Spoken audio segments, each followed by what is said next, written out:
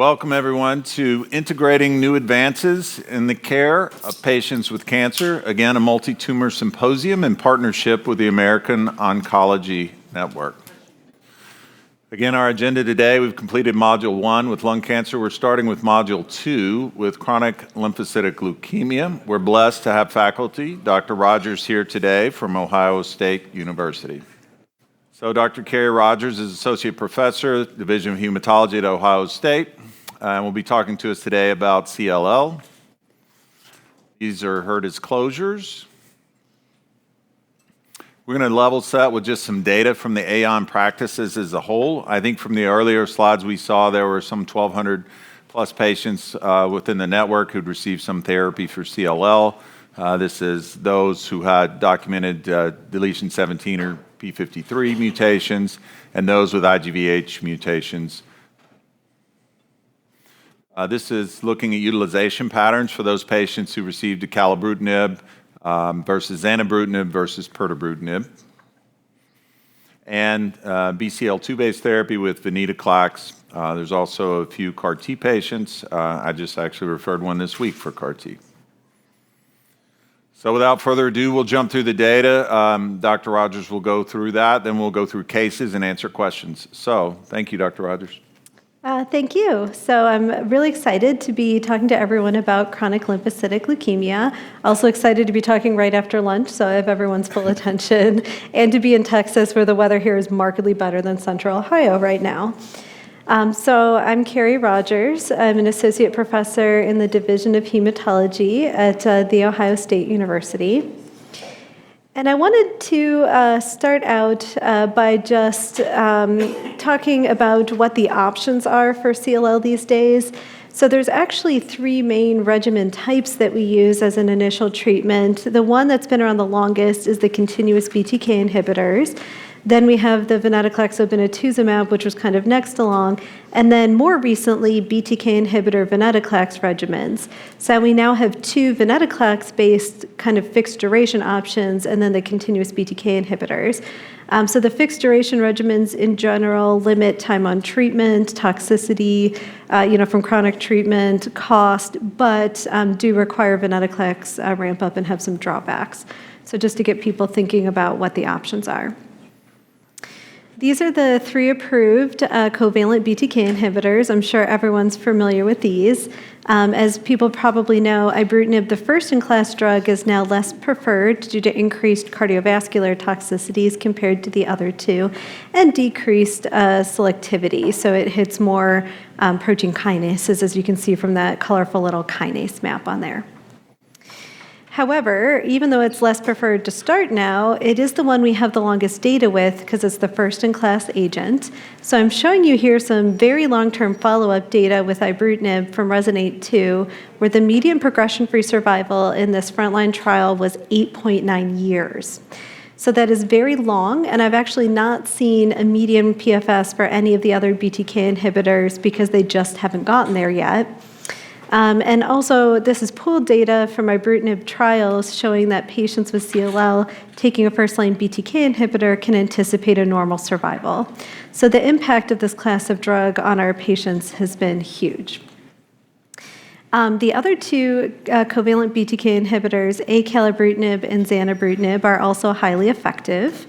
The progression-free survival looks that it's going to be similar, if not better, than it is with ibrutinib. We just don't have medians yet because the trials haven't been going on long enough. And I'm showing you 6-year follow-up from ELEVATE-TN, which was a frontline trial, which also had acalabrutinib and obinutuzumab, where you can see that obinutuzumab does look to improve progression-free survival, although the trial was not powered to show that. And that's true in all patients except for those with deletion 17p. There's also 5-year follow-up from the initial studies with zanubrutinib in the frontline setting. This is the Sequoia trial. And I'm showing you arm C here, which was the arm specifically for patients with deletion 17p, showing a very similar progression-free survival to those without. So this is really just demonstrating that this approach of continuous BTK inhibition is very effective. We also have venetoclax obinutuzumab. This does also have a median PFS reported from CLL14, which was in older or less fit individuals, of 6.35 years. This is shorter than what I just showed you with continuous BTK inhibitors, but definitely has the benefit of patients being off treatment for most of that time. This limits side effects, costs, and also development of resistance. So it's an open question whether it's better to do something that's continuous and maximizes your PFS as an initial treatment, but then the CLL is resistant, or to use this strategy where the PFS might be shorter, although still very good.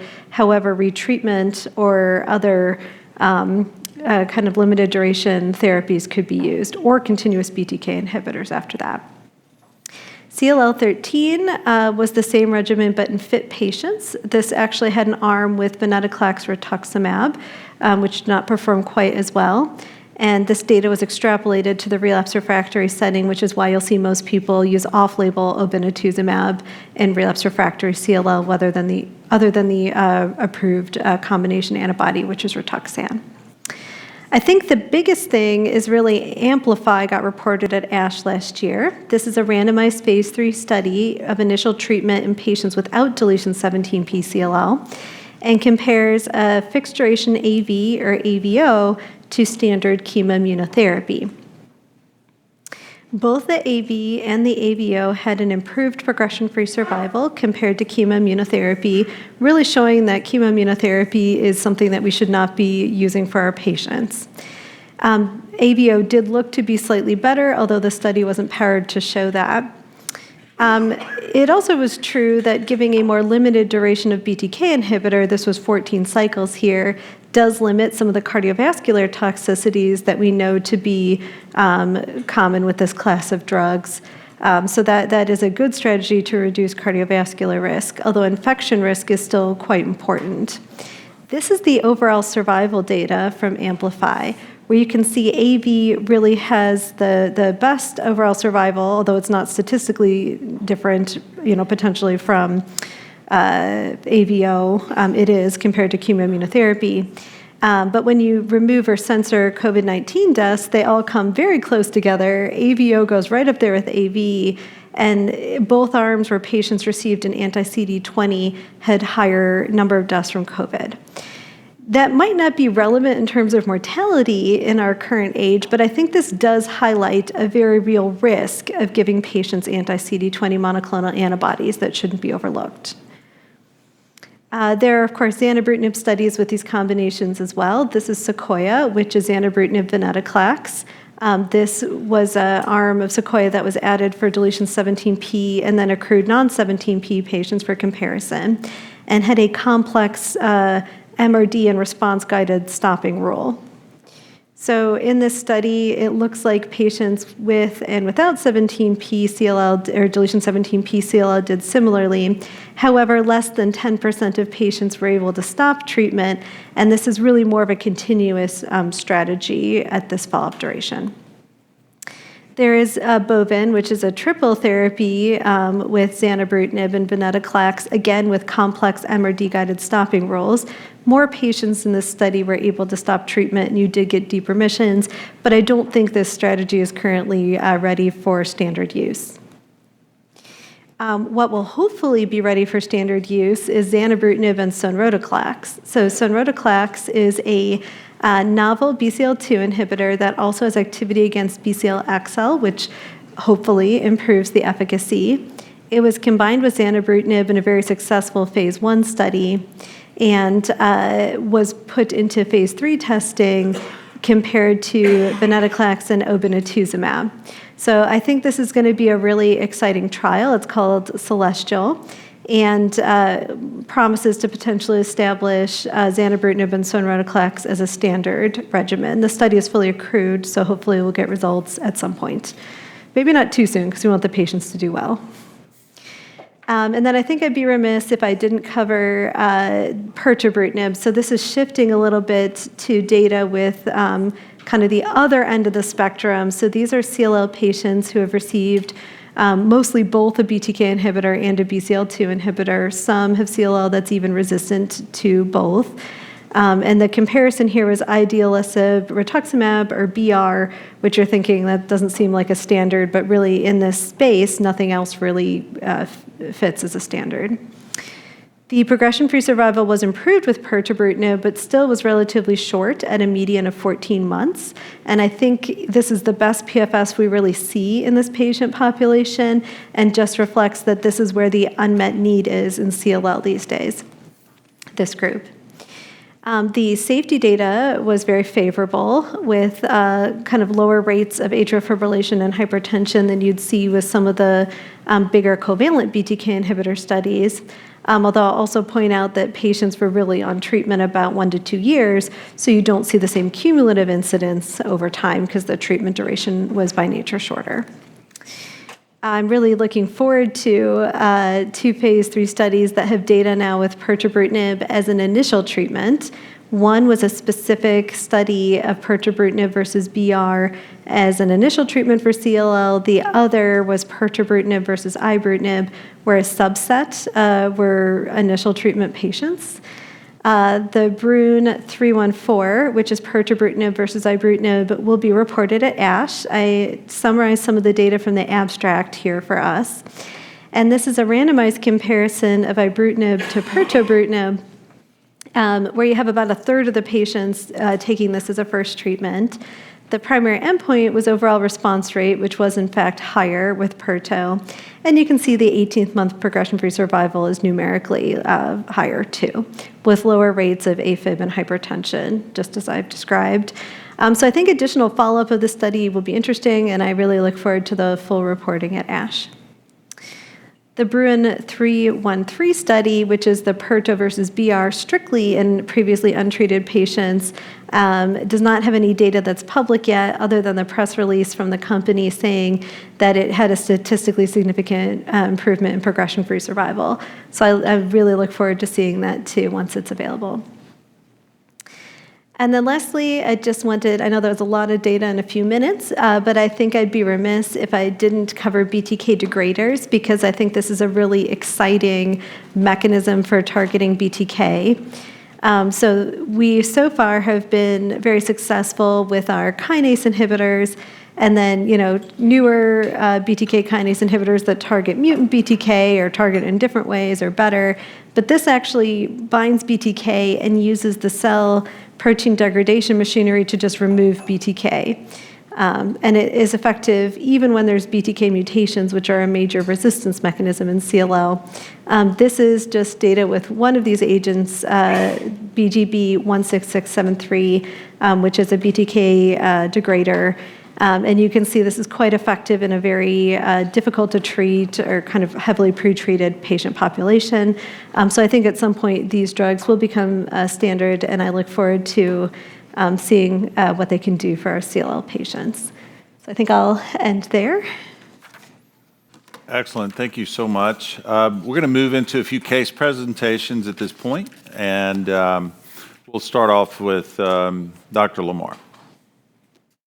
Our next module on chronic lymphocytic leukemia begins with a case from Dr. Lamar and a common situation in first-line treatment of older patients.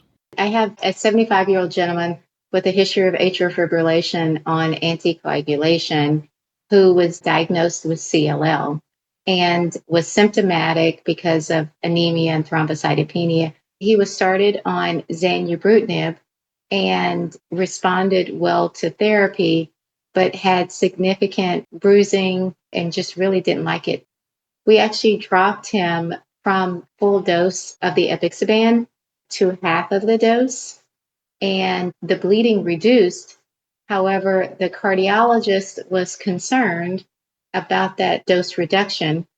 And I'm curious, how do you all approach anticoagulation in patients who are at very high risk for stroke?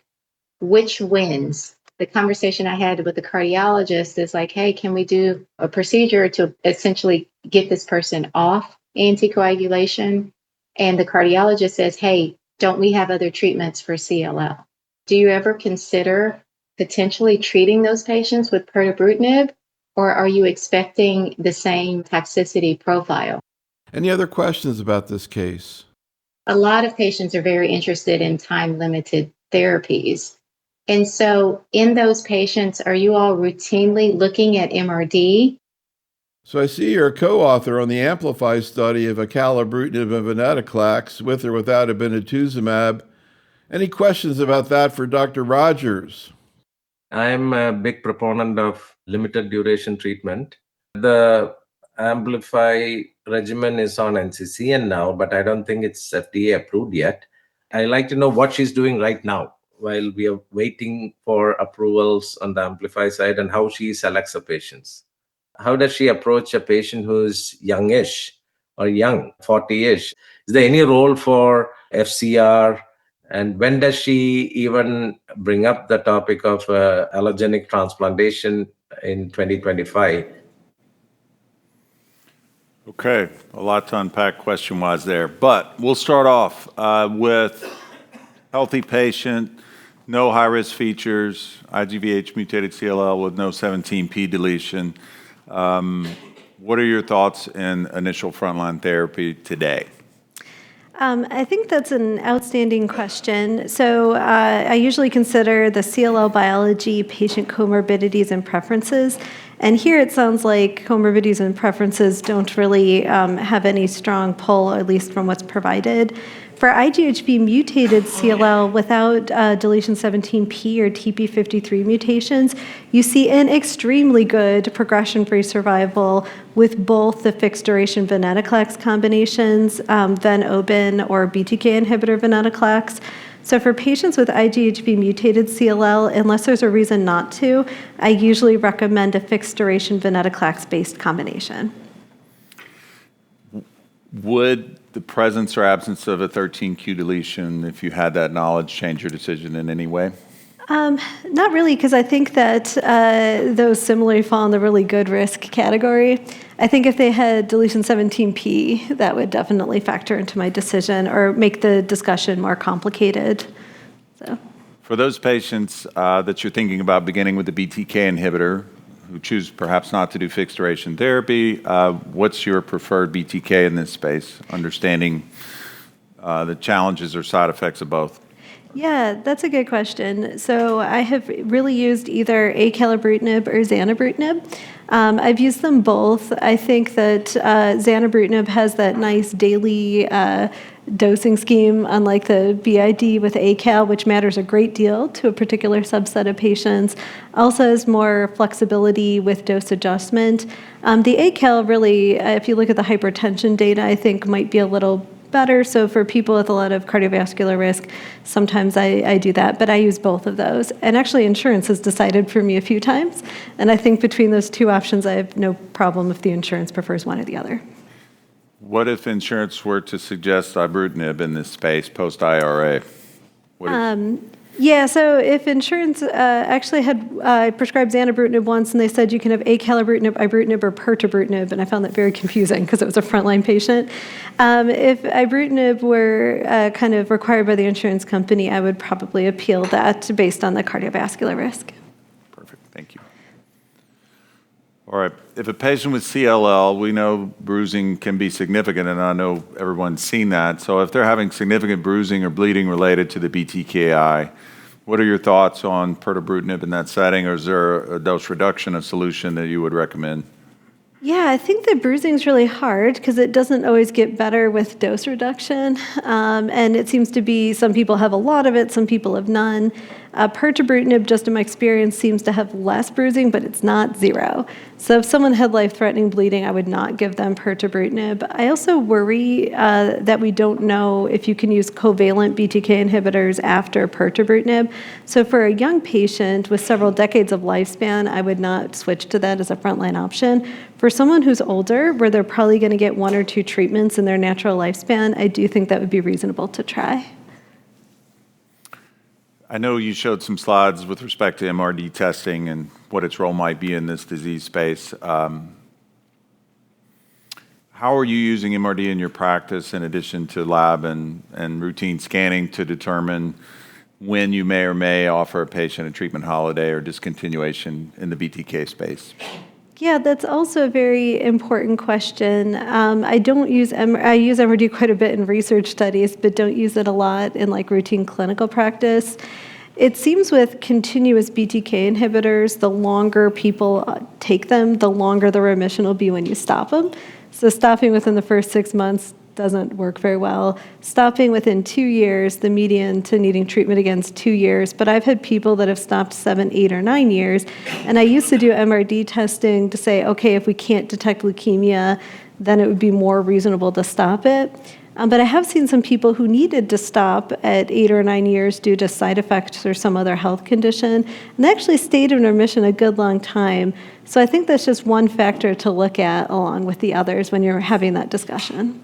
Okay, for point of clarity, when we say MRD in that situation, are you considering peripheral blood flow cytometry at 10 to the minus fourth MRD testing? Are we talking clonoSEQ? What's your... Oh, that's also a good question. In general, I've used peripheral blood flow cytometry because it's easier to do, although I have used clonoSEQ in research studies, and I've actually started using that if patients really want MRD testing with the venetoclax fixed duration combinations. And then one more follow-up. So as you serially follow these patients, how frequently do you repeat FISH testing, et cetera, to see for any evolution in the 17p clone?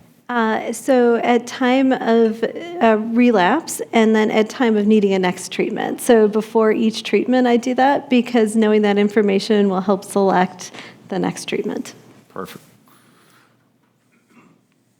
Next case from Dr. Mulhern. The next case from Dr. Mulhern is an 82-year-old patient with high-risk disease. This gentleman had worsening symptomatic lymphadenopathy, lymphocytosis. He has a white count of 41. He has generalized lymph nodes, particularly symptomatic from a right supraclavicular node. He does have a P53 mutation, and he's IGVH unmutated. And he's 82, but he golfs every day if he can. He's very interested in something that will limit his exposure and look at time-limited therapy. So what's the optimal treatment for him? Would you consider doing something like Ven/Obin in a patient with a P53 mutation with this higher risk disease? What about assuming that we have acala obinutuzumab available, or eventually pirto, and then let's say he goes on acalabrutinib or zanubrutinib, just by itself? Do you really want to keep him on this, forever? Would you consider using MRD in addition to routine scans and labs to determine the length of therapy? He's 82, but he's a really good 82. He's in fitness classes and all this stuff. So this is unusually, kind of fit. Okay.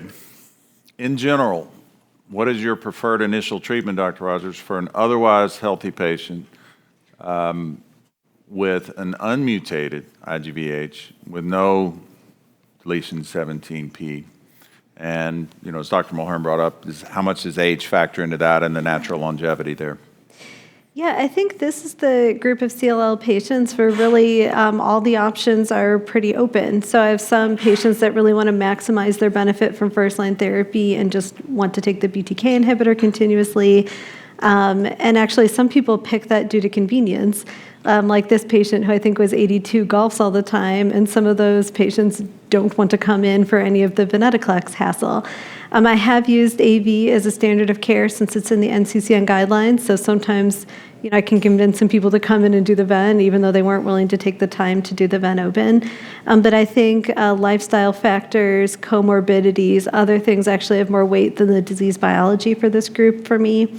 I think age matters a little bit, but for fit patients, kind of all the options are still there. You're probably looking at this person having 10 to 15 years of lifespan rather than 40.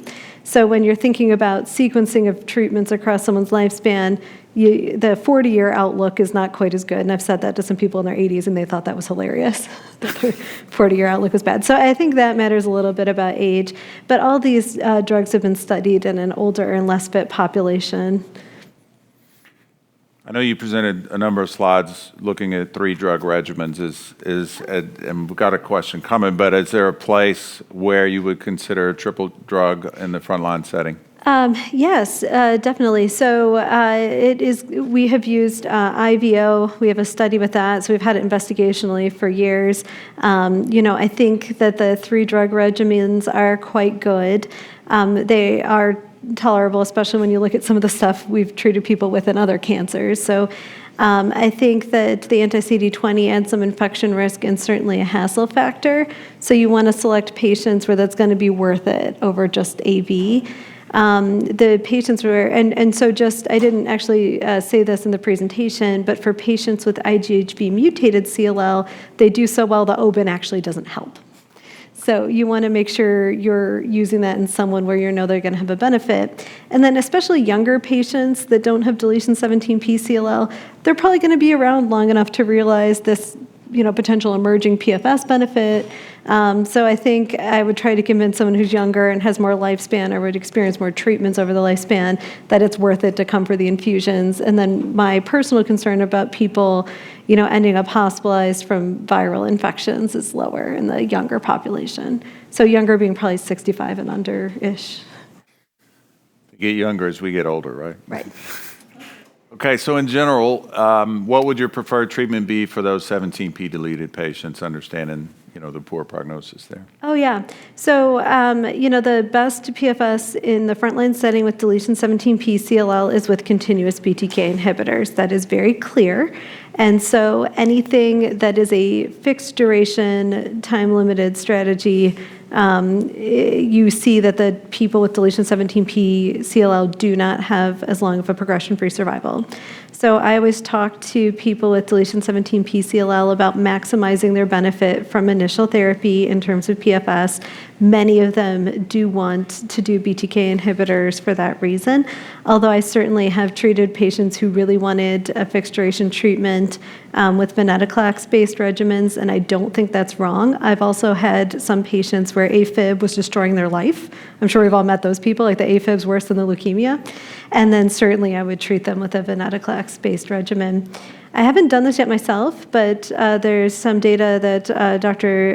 Davids published on AVO as an MRD-guided approach, so I think that would be attractive for a younger patient that was really deeply interested in having fixed-duration therapy with deletion 17p, but I would not consider that really a standard yet. Perfect. That was really helpful. I think, you have a few variables when you talk about, P17 status, IGVH mutation status, age of the patient, trying to think through, or thanks for lending a machete to our mental thicket about how to provide guidance for the patients there. Yeah. So for someone, again, CLL, who's interested in a time-limited therapy, what are your thoughts about ven/obinna versus acalabina? Yeah, so since it's in the NCCN guidelines, I certainly have used acalabrutinib venetoclax as a standard regimen. I think if it's in the NCCN, I consider it standard, and I've not had difficulty with insurance coverage for it. So I do consider this something that I just use for the patients. Some of the deciding factors have been whether or not I think a BTK inhibitor is going to be an issue. Or if I have someone that's really not going to want to come for the infusions and cope with obinutuzumab well. And that usually kind of decides it. Mostly I'm trying to convince someone to do a fixed duration therapy, and I don't want to come for 8 weeks in a row and do all this with ven/obin. I'm like, okay, but could we get you to do AV? And they're like, okay, maybe I could do that. So I think the presence of the BTK inhibitor and the administration schedule really make the biggest difference. And so when you do acalabin, how are you, all things considered, getting the drugs appropriately and timeliness, but on your ramp up and starting acalabin? Yeah, so the Amplify had 2 cycles of 28 days, so basically 2 months of acala and then the ven, and then the 12 months of the combination. So I've tried to stick with that, but it's always nice if you have someone not participating in a trial to have some flexibility. I had someone that started with highly symptomatic CLL, that the disease was decreasing, and he finally, got himself back out of feeling terrible. So I'm like, why don't we wait another month before doing ven? So I certainly haven't delayed ven really long term. I've tried to do about 2 months of acala and then done the ven. And do you have concerns about initial leukocytosis or lymphocytosis when you start the acala, and then concerns about TLS with ven in that space, or does your white count usually come back down in the Amplify trial by then that you feel comfortable? Yeah, so usually the disease burden decreased enough that people weren't high risk or needed to be hospitalized, but I have had a few patients that even though they did 2 months of ACAL, still had to be monitored inpatient for the ven, but it worked out just fine for them. Perfect. Okay, off the record, would you ever be comfortable using Xana in the place of Acala in combination with Vin? Yes, I don't think that that is something that is so different that I would be uncomfortable with it. And there's certainly enough data with a combination in clinical trials to know that the safety is there. I think the main reason to not do that is usually if I'm treating someone as a standard of care, I usually stick to either approved regimens or something in the NCCN. But if I had a patient that, for whatever reason, really couldn't tolerate ACAL but was doing a combination, I would not have a problem if I needed to use zanubrutinib there. Perfect. Wonderful. Next case. Let's see. We got one more question. Based on the emerging results from the Bruin trials, the CLL 313 and 314, when and how might you choose to use Perto in that frontline setting? I think this is a really interesting question and a difficult one. So I think we're going to see, and what I was showing you from the data available in the ASH abstract, is that pirtobrutinib is going to be more effective than ibrutinib in a frontline setting. The issue arises, pirtobrutinib was designed to target BTK with a C41S mutant, which is a resistance mutation. The resistance mutations we've seen with pirtobrutinib are largely those that are also resistance mechanisms for the covalent BTK inhibitors, like a T474I mutation. Granted, patients taking pirtobrutinib mostly have gotten the covalent ones first, so that could play a role. But we don't know if you give someone pirtobrutinib first, if you can give them ibrutinib, zanubrutinib, or acalabrutinib after. So you might make it so that their total benefit from BTK inhibitor monotherapy is shorter if you do pirtobrutinib first. We don't know that. So for younger, fit patients, people who you think they've got 20 or 40 years of lifespan, I probably would not do this without a very good reason because I worry about the long-term outlook. However, we've all got patients with intermediate or low-risk CLL who are in their 80s that are probably not going to experience more than 2 treatments before they complete their lifespan, die of something else, and venetoclax certainly would work. So I do think that using pirtobrutinib as a first treatment for patients where you don't think they're going to need to use a different BTK inhibitor after, and you could still use venetoclax as a great strategy. In fact, we have an investigator-initiated trial looking at first-line pirtobrutinib in older, less fit patients that has kind of limited monitoring and stuff. But we're trying to select for people that aren't going to need 40 years of targeted drugs there because that resistance piece is unknown.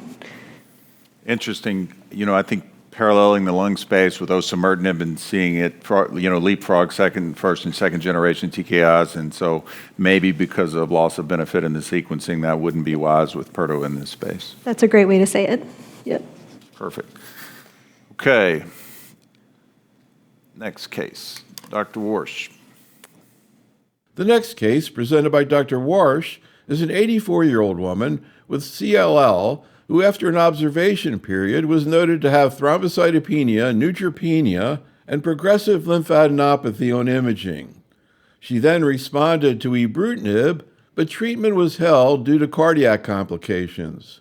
She was observed for 2 years and then received venetoclax obinutuzumab for disease progression, but then 2 years later had disease progression again. We started her on pirtobrutinib, and she's been on that for a couple of months. And thinking through her case, she had originally gotten ibrutinib. This was back in 2019. I wanted to treat her with something differently. That's why, we went with her pirtobrutinib as opposed to acalabrutinib or zanubrutinib. But if she had this much time in between the initial treatment and now, do we think that she would respond to a re-challenge with the BTK inhibitor second generation, especially because she never really failed the ibrutinib, she just couldn't tolerate it. I wanted to try a different approach, so that's why we did the pirtobrutinib. Any questions for the faculty? What side effects do you look for managing the toxicities of pirtobrutinib? I'm just curious, where do you see that fitting into the treatment paradigm? I know there's been some early studies and some press releases about them looking at this earlier in therapy, maybe even in first line. I'm just curious what we've heard about earlier line therapies where we think this is third generation, maybe a little more effective and also a little more favorable toxicity. So I'm just curious, where do you guys see this being, down the road? Do we see this being incorporated earlier into our management of CLL, maybe taking the place of even acalabrutinib or zanubrutinib? after pirtobrutinib, where do we go? So if you use that upfront, is there any role for any of the other BTKs that are currently available? It's incredible how pirtobrutinib, like I have several patients on it. And initially, when I used it, I didn't think it was going to work, but it just works. And so my personal feeling is that frontline approval will change the complete scenario. Potentially. I mean, we don't have all the data, but it looks like patients handle that drug very well without a lot of challenges. The question is limited duration treatment versus a pirtobrutinib-based regimen. So that will be the question in few months. So I'd like to know how she approaches that. Okay, so the initial questions were really all centered around first-line therapy, and then now these questions are going to be centered around what do we do in subsequent lines. And before we jump into that, there was a question from the audience, and we see this all the time, and I know you do as well in practice. You have a patient on a covalent BTKI, and they come in and they have new onset AFib. What do you do then? Do you change therapy? Do you treat the AFib and understanding the risk with anticoagulation, et cetera there? Yeah, I think that's really hard because it depends on what's going on with the AFib. So I've definitely had patients that were taking a first-line BTK inhibitor. If it's 7 or 8 years into it, you're like, okay, we'll just stop the BTK inhibitor, right? But if it's like a year and a half in, you know that the remission's not going to be long. And if the AFib really isn't causing them too much difficulty, like they're not symptomatic, they're taking a beta blocker or whatever, maybe also taking a Pixaban and it's going fine, then I think it's fine to continue. But we all have patients where the AFib is really just ruining their life and they're symptomatic and they're in the hospital and they're getting ablations. In those cases, I usually do recommend stopping it in the hopes that will improve their AFib management. So I think it is a discussion with the patient about how impactful the AFib is on their health. And have you had patients that you discontinued the BTK, they got their AFib under control, and you came back and said, hey, I want to give you another BTK, and they were like, okay with that? Yes, definitely, especially when you see that that's like the best option for their CLL at that point, and the AFib has been okay. I've definitely done that for sure. Perfect. Yep. Okay. Questions in general for a patient with CLL with disease progression, say they've been on a BTK inhibitor for 6 years or so, they then receive venetoclax and obinutuzumab. What would be your third-line treatment, I guess, to say in this situation? And, how long they were on first and second line, how does that impact your decision here? So definitely clinical trials, but pirtobrutinib, I think, is the most effective approved drug here for sure. And if they're younger patients, this is the time when you make sure you explain why they might want a consultation regarding CAR T-cell therapy or to proceed with that. And this is the group, if they're very young, where you talk about getting a consultation regarding donor stem cell transplant. So after resistance to 2 different targeted classes of targeted agents, you need to have that discussion if people are younger. I mean, if they're in their 90s, I think the discussion is not really, I do think if covalent BTK inhibitors are stopped soon, I have absolutely retreated people with them 6, 7, 8, 9 years later. I've had patients that stopped ibrutinib for like cardiac toxicity or something for good reasons, chose venetoclax-based therapy, years in the future need treatment again, and have picked a more selective BTK inhibitor like ACAL or Xanu, and it works great. We can do molecular testing for mutations associated with resistance, BTK and PLC gamma 2 mutations, so I usually do that.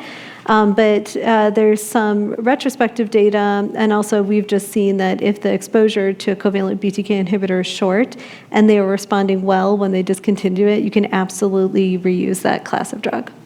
And when you do mutation testing, are you using a standard NGS liquid myeloid panel there? Yes, we have 2 panels. We actually have a digital droplet PCR that's highly sensitive specifically for BTK481S that is flow sorted for B cells on the blood, or selected for B cells. I think they do it differently depending on the count. And then we have an NGS panel that has a good sensitivity that covers the entire coding region. These are both in-house, but I know that reference lab testing can also be used here. So for a patient that's double refractory who then receives pirtobrutinib, I think we get back to the question of these are difficult people, and depending on the age, what would you do in this situation? When does allogeneic transplant, when does CAR T step onto the stage?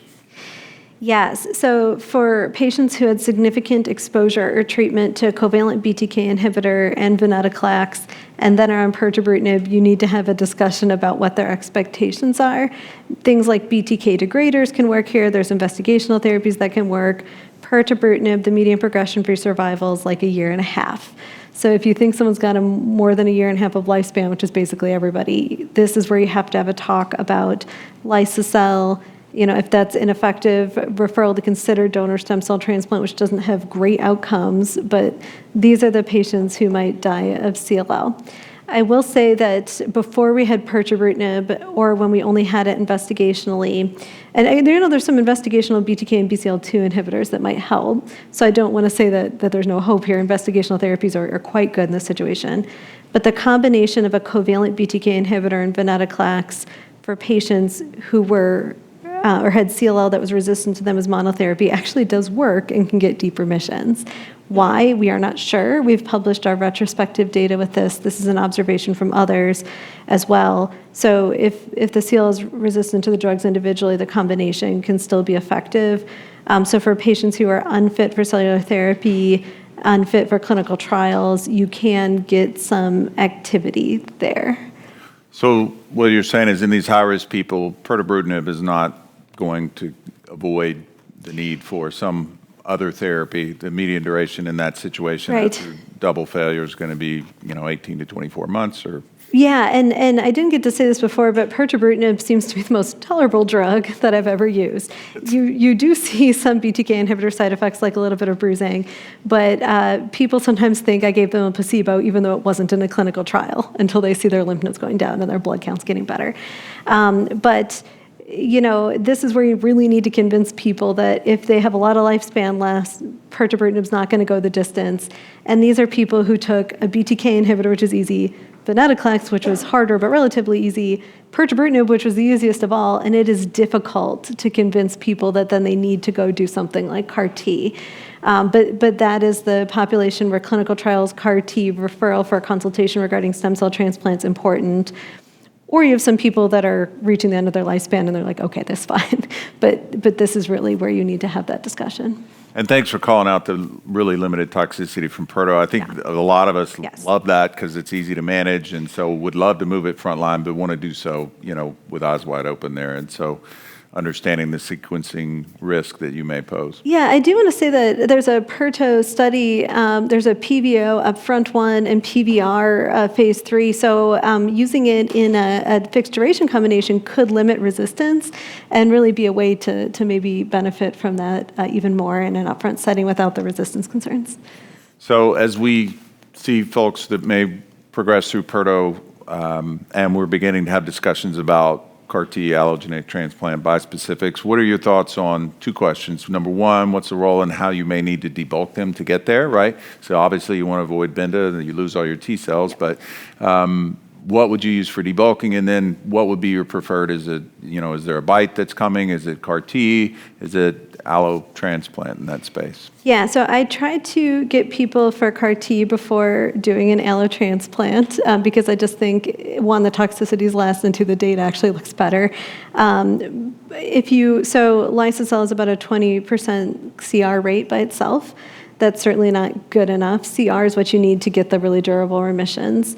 The study where they added ibrutinib, you got mid-40s CR rate, so that improves it a lot. The problem is people's CLL is resistant to ibrutinib, so you can't really do it there. So most of the time I've used pirtobrutinib, and actually if you add venetoclax back in, you can get really nice debulking. We'd like to study that as an investigational bridging strategy because I think you'll get deeper remissions, so that is something we'd like to look at in a formal way. A lot of the studies use anti-CD20, but I think in order to get the deeper remission, and remember, lower lymph node size and less disease means better likelihood of a complete remission with CAR-T. So for the few patients I've convinced to do this, I've used venetoclax there and continued the BTK inhibitor throughout the process. Is there ever a place where you would use some debulking cyclophosphamide or something in that space? Let's say a patient had bulky retroperitoneal node, 17P, progressed through pirtobrutinib. You want to try to get them to CAR-T. What would be your regimen to get to? Yeah, well, I think the major problem with the chemotherapy is that in deletion 17p or TP53 altered CLL, which is the vast majority of patients who get to this point, they've acquired that, the chemotherapy just doesn't work very well, right? Like I had someone that actually didn't fully lymphodeplete with the lymphodepletion chemotherapy.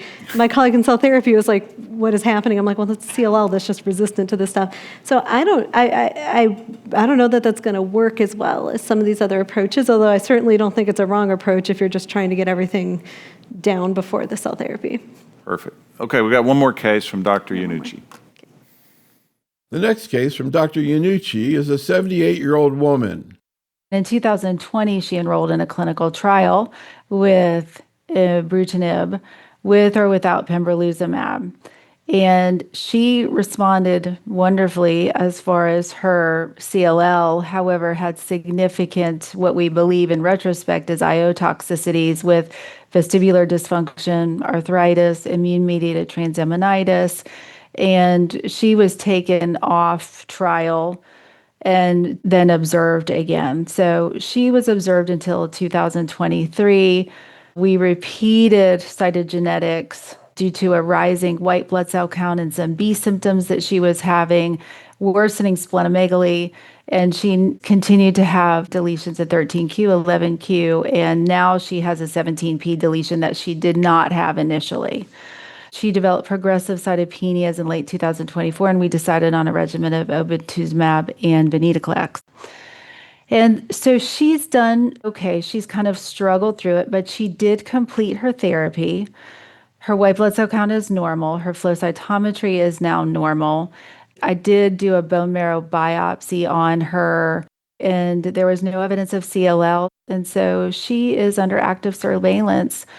For right now, she receives monthly IVIG for hypogammaglobulinemia and is overall doing well. So my questions to the faculty about her case is the best regimen for patients.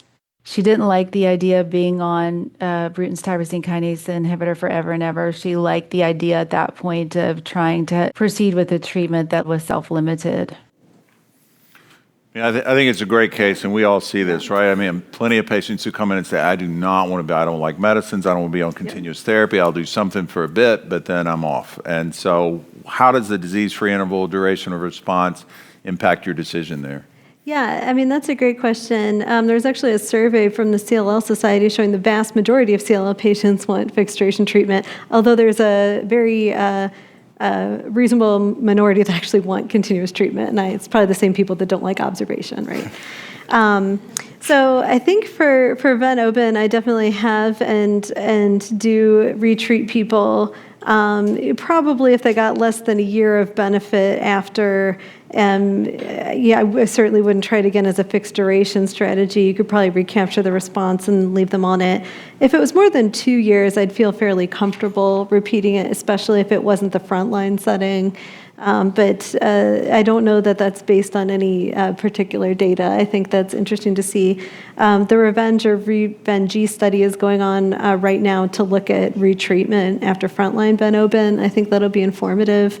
And I would like to see actually studies of a BTK inhibitor, venetoclax here, especially pirtobrutinib, because it looks like the patient described had ibrutinib exposure. I think that would be really exciting. And I think investigational approaches would also be really exciting here, maybe with a bispecific combination or something.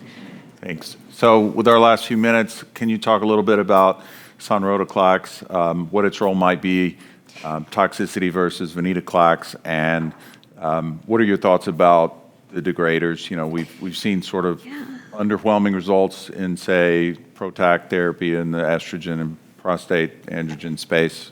You expect it to be better here? Yeah. So in sonrotoclax, I'm really looking forward to the results of Celestial, which is a phase 3 study, because I think that'll get us a better read on what the toxicities are and what you kind of get with that combination versus like a Xanu venetoclax. I think it'll be similar with sonrotoclax. That has the same kind of side effects as you see with BCL2 inhibitors like venetoclax, and we've had some investigational BCL2 inhibitors. But I really think like the phase 1 is insufficient to say there's some huge differentiator for toxicity there. They also have a bunch of different ramp-up schemes, including looking at one, hopefully that's going to be more convenient for our patients, because that's a huge barrier for my patients wanting to do any BCL2 inhibitor. And so I think that's kind of where it stands now. I look forward to hearing more about that. And then what was the last thing that you asked me? I was excited to answer. Just blanked on it because I started the talking. degraders and then the degraders. toxicities, as let's say the sonrotoclax, or what we might expect from a differential there. Yeah, I don't know for sonrotoclax that there's a differentiator yet, but when we have like very large scale data, I think there probably will be. Yeah, so degraders, I was excited to talk about that. These are very effective in CLL. So while it might have been disappointing in some other areas, we do see good outcomes in CLL, probably because we've shown in CLL that continuing to hit BTK with a different or better strategy works, right? So like covalent BTK inhibitor stops working, non-covalent works great, right? So then degrader has been working after there, and that slide I had, it looks like, okay, it works all right, but that's actually a hugely refractory patient population. So you're seeing these degraders work in patients that have had like all the standard treatments and they're still getting a benefit. So I think those are really, really going to be exciting to use and help a lot of patients. That's great. So last question. So when you think about sequencing these things, would you be using mutational studies to look and say, well, I'll start with covalent and non-covalent, then I'll get to the degrader based on what that might look like? That's a great question, like mutations in BTK being acquired. Yes, I think we might get there. I think that's going to be really exciting, but I think we've got a ways to go to be able to put together a coherent pathway for that. And remember, BTK mutations are never present before treatment with a BTK inhibitor. So you'd have to do that kind of serially, and I think that'd be a great approach. I think we're not quite there yet. We're seeing that parallel in other disease states, right? ESR1, et cetera. So it's a bit of we selected out based on our treatments. Okay, well, thank you so much. I really appreciate the time, Dr. Rogers.